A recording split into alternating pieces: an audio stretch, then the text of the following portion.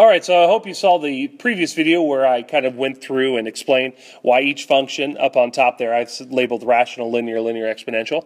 I went through the reasons why, and then we identified back in another video what situations they belong to. Okay, so C is the bus situation, A is the candle, B is the letter, and D is the car value. Okay, and so in this bottom part here, it says answer the following questions using the formulas, and then under each answer, show your reasoning. Okay, so how long will the candle last before it completely burns away? So the candle was situation A. Okay, so let's go ahead and write that down.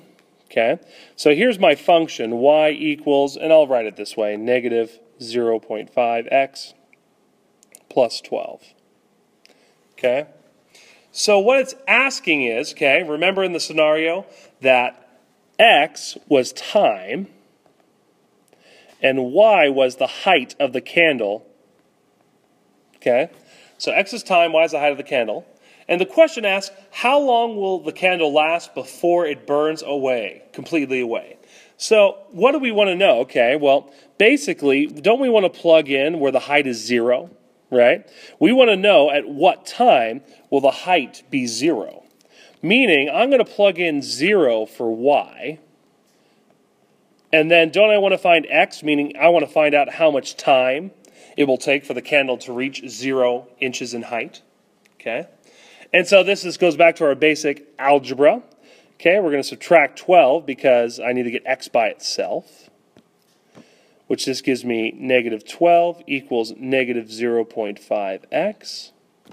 Okay, in order to get x by itself, we have to divide by negative 0.5. And then negative 12 divided by negative 0.5. First of all, I know that a negative divided by a negative is a positive. Okay, so those become positive. But 12 divided by 0.5, so that means 12 divided by half, which really means I double it. Okay, I can go through the workaround, but hopefully you guys understand what I'm trying to say. But 12 divided by a half really means 24. So x is going to equal 24, meaning it will completely burn away in 24, and we need the units because units are really important when we're dealing with real-life situations. And time was in hours, so 24 hours. So the candle will burn away in 24 hours. Okay. All right, let's look at the second situation here. How much will it cost to send a letter weighing 8 ounces? Okay. The letter scenario was B, okay, which is in blue.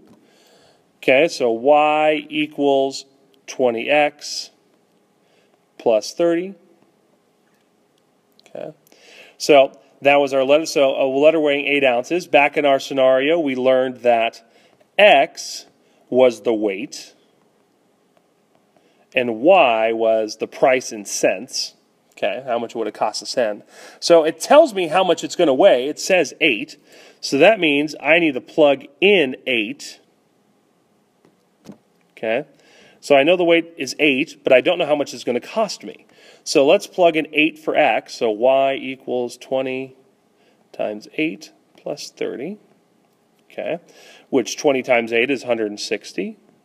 And 160 plus 30 is 190, okay? But again, we're talking about cents, not $190. That would just be ridiculous.